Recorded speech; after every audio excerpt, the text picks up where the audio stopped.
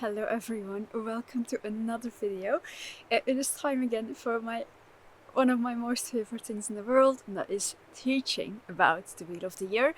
And I do really hope I am doing it in a slightly different way than you're used to from other creators and other sources, but everything is about gaining as many perspectives as you can, so I hope I can be a source of one of those perspectives, guiding you along in the year. And this time of the year is mostly known for its name Imbolc, and that is why it's also the title of this video, and it's why I'm starting with it.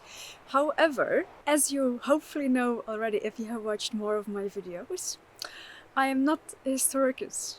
I am not a reenactor, and I'm also not a spiritual reenactor. This channel or these videos are not made to provide you with a completely historical, correct account of how this particular festival was celebrated throughout several places in Europe, right?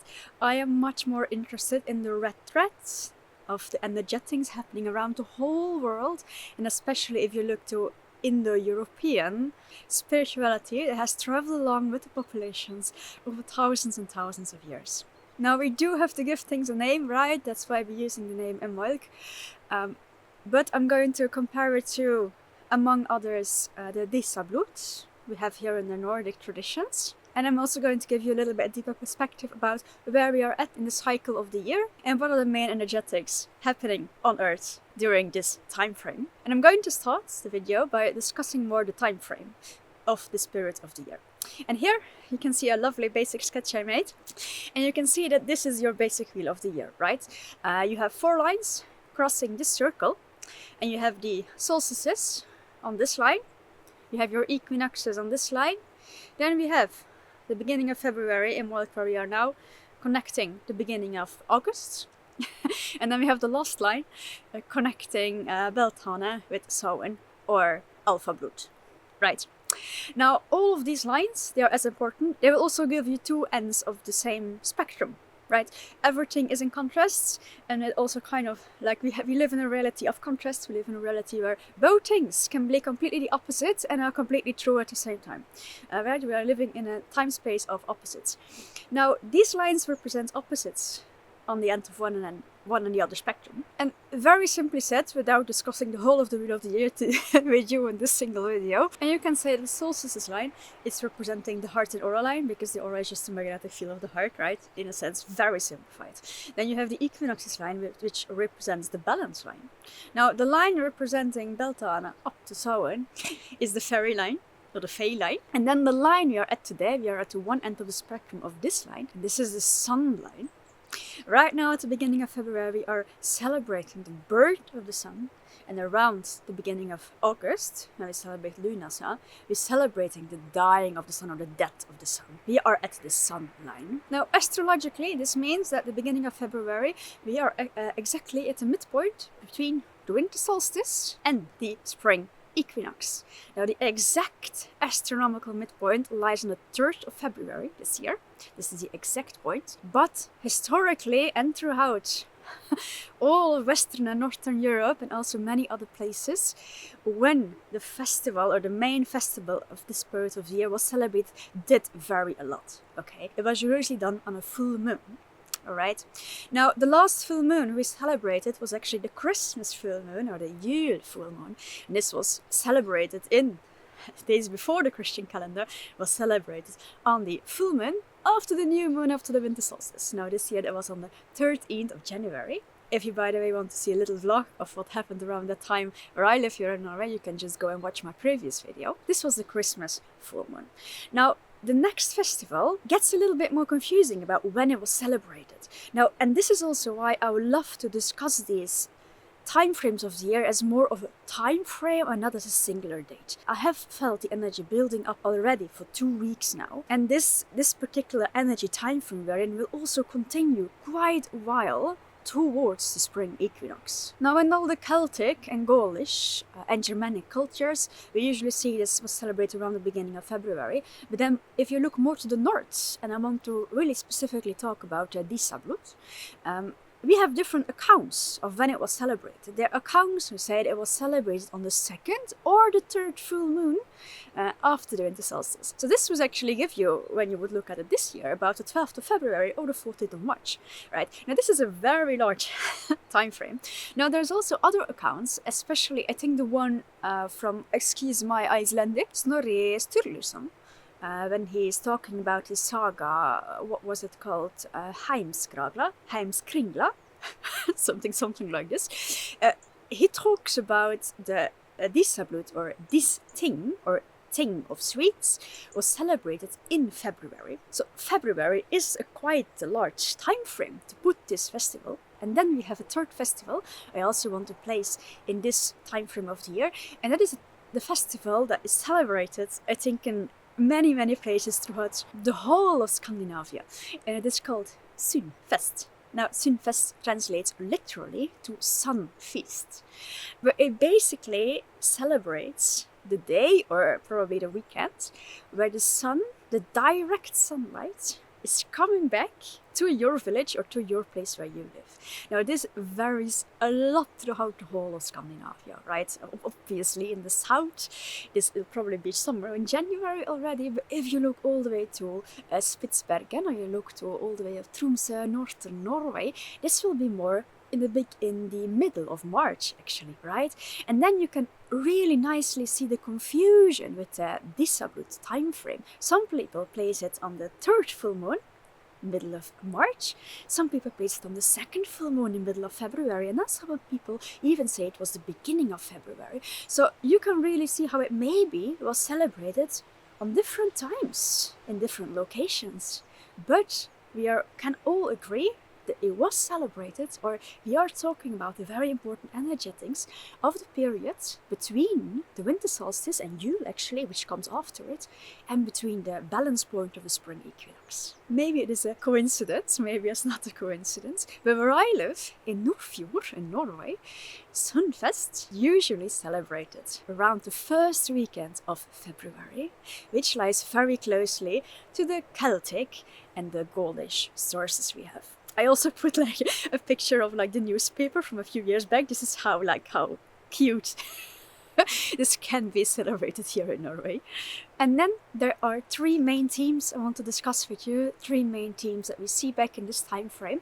And the first one is that of the goddesses, or the female spirits, the femininity, because this festival is very closely related to female spirits. If you look more at the Celtic world, if you look really at the festival of Imbolc, you will see that it's the goddess Bridget that will pop up everywhere. Okay, Bridget is one of the most important goddesses in the Celtic and the Gaulish world. She gave, among others, her name to Britain, alright? She was, among others, she was the goddess of light. Where I think it gets really interesting is all the other goddesses throughout the Indo-European ancestral line she was connected with, right? Because culture and language, they are one and the same, right? The way you speak, the way you were taught to speak, is also the way you look at things in the world, the way you name things in the world. It's a thing that you will learn, don't forget this. Which means you can also learn other languages, right? So it's really interesting if you can trace back the etymology of things, right? How things were named if you go back down in history. And the goddess Bridget, we can first and foremost trace her back to Europe, her name would become Burgund in Old German. Excuse me if I pronounce everything incorrectly in this video, but Burgund, it meant high, and this can be traced all the way back to Sanskrit, where you would find Brati, which also would mean high. Now this is actually coming back from the Proto-Indo-European root, berg, something like this, and this would actually mean to rise. Now all the goddesses in the line of Bridget back into history were all goddesses of the light, of the dawn, of the coming back light, the rising light, of the sunrise of the dawn. And she's for example associated with the Latin goddess Aurora, which also means the dawn, of the sunrise. We have the Vedic goddess Ushas, which is also exactly the same, she's the goddess of the dawn. We have the Germanic goddess Eostre, again a dawn goddess, giving her name to Easter, the East, Ostara, which is the neo-pagan name of the Spring Equinox, is all really so interconnected. And then if I go back to Dísablót, which we have in the Nordic traditions right here. Now, Disablot was celebrating the Disir. Disir is a female spirit, not only the goddesses, but all female spirits, and they were honored, they were offered at during Disablot. Now, Disablot would mean also offerings. You would bring offerings.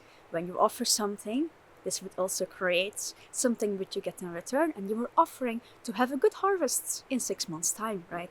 So, Disablot was very in the spirit of protection, lineage, connecting past and future, abundance. It was even called Mother's Night.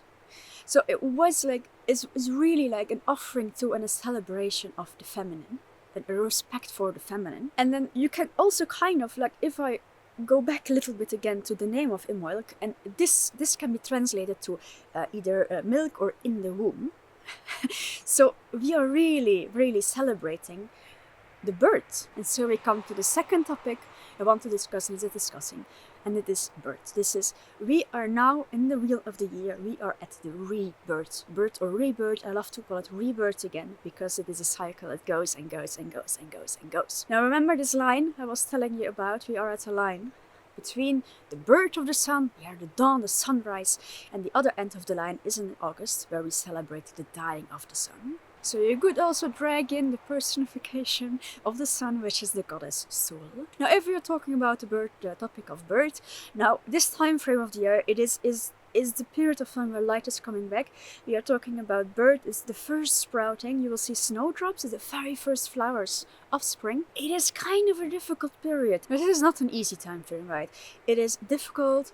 It takes a long time to come from beneath the ground to over the ground. Birth takes a long time. It is a very hard phase. You're kind of like squinting against the light. It takes a lot of time for your eyes to get used to all of this light again.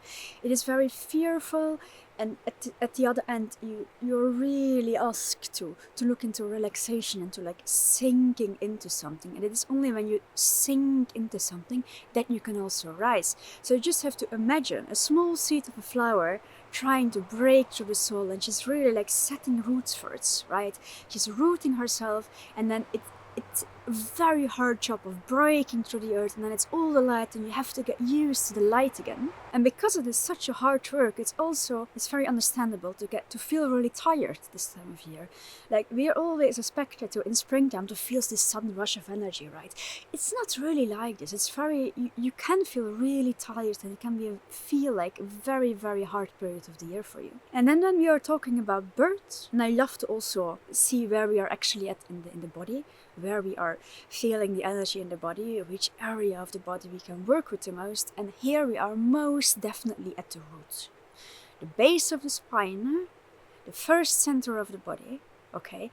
And interestingly enough, the root, and it is the place in your body where you also have the anus, okay? And very interestingly, and maybe you know, maybe you don't know this trick, but if you have a lot of tightness in that area, in the root of your body, which helps is to relax your mouth, because your mouth and your lips are energetically connected with your root, okay, with your anus. And this again you can see very nicely in this end of the spectrum, this line we are at, okay, between August and February. And in August we are really in the manifestation month. We are in the throat chakra, we are talking, we are manifesting. And it is so nice for me to see that if you are really standing your ground and you're speaking your truth, and you dare to speak your truth, and you dare to be seen, and you dare to step on the earth, and I am here. This creates also a safety for you in the world, by which you can also relax your root. So it is really super connected here. You have speaking your truth, and you have the feelings of fear and safety. We are really working with safety right here. And fear and safety, fear is also, it's almost the feminine baseline.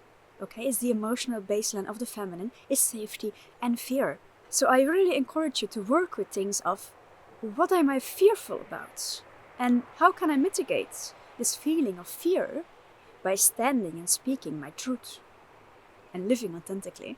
Okay, this is really about we are a little bit past intention setting right now, but we are really choosing to appear in the world in a very intentional way. And it is now you can choose in which way you decide exactly which place you decide to come up from the earth and which place you will stand your ground for the coming 6 months. And when we are talking about roots, we are also really talking about physical roots or like metaphorical roots, like where do you live? Where is your ancestry from?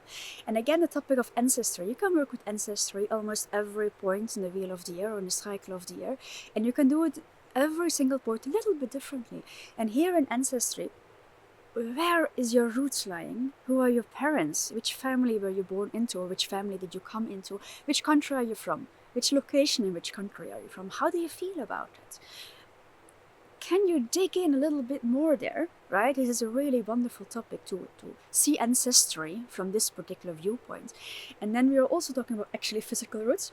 Where do you live today? Where do you feel like you are at home? And home is again associated with safety. Do you have a home? Do you feel safe someplace? Can you maybe start creating a place of safety? It can be a room in a house, it can be a place in nature. Find a location of safety where you can stand your ground. What do you need to feel like you have roots? Grounding work. There's some grounding work here. And then to end this video, I'm going to also give you a very practical, small little ritual you can do.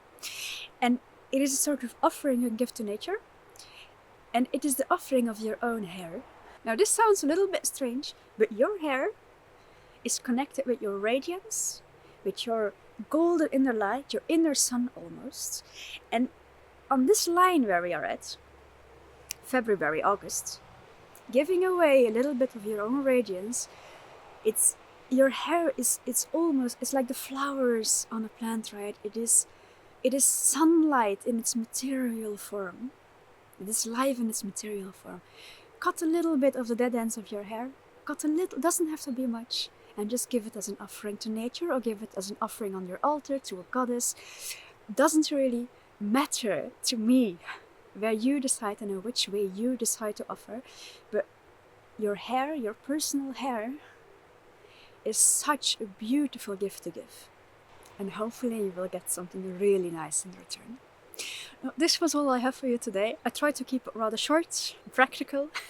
I don't know if I always succeed in doing that, but I wish you a very beautiful birth. I wish you a very beautiful waking up again, and then I will see you in my next video. Bye.